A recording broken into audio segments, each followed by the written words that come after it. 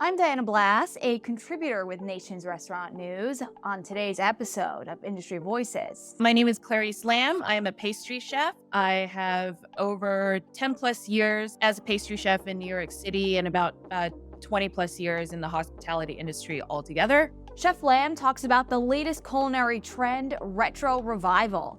Dishes that will leave you thinking what's old is new, but with a twist. For me, it's a lot about nostalgia. Like a banoffee pie, right? That's a pretty classic American dessert.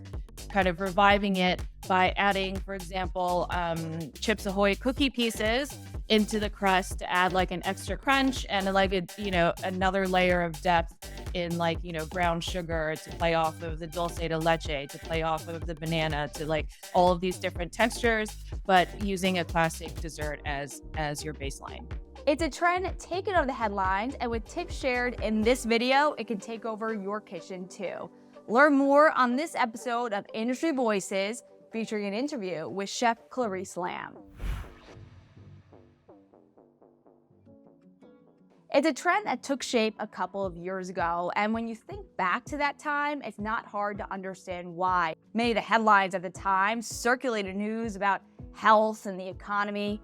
Consumers gravitated towards dishes that could transport them to a different time, which is why we probably see a lot of desserts that pop with color. Well, I'm seeing a lot of cakes being decorated with the retro style piping, like a 50s and 60s style piping. And feature simple ingredients. A lot of things are made with Jell-O or gelatin or the vegan counterpart, which is agar-agar. Research has found that consumers base many of their purchase decisions on how a product will make them feel. Nostalgia can certainly incite a lot of feelings, encouraging feelings of comfort, happiness, and brand loyalty.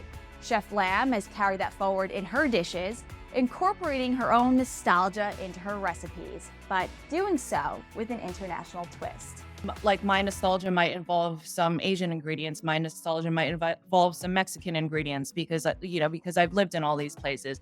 So the way that I use them is to try to like reach a broader audience and also like not just the American audience, but also to introduce the American audience to more flavors that they might not be used to or maybe are like a little intimidated to like try. But if you put it into a food or a dessert in a way that can bring them back to a place in their history, then they win because then they get to try new things too.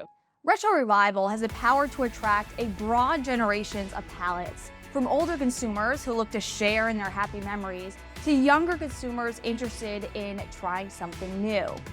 Incorporating ingredients like OREO and CHIPS AHOY can keep the dish familiar in both texture and taste. I try to use Oreo cookie pieces in a crust.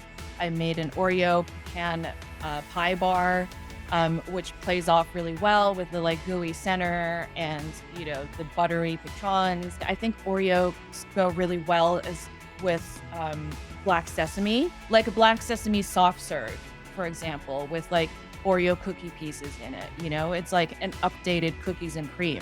Chef Lam is currently working on her first cookbook, Breaking Bow, to be published by Chronicle Books in 2024. You can learn more about her background at claricelam.com and learn more about retro revival trends by visiting Mondelez International Foodservice.com. Signing off for Nation's Restaurant News, I'm Diana Blass.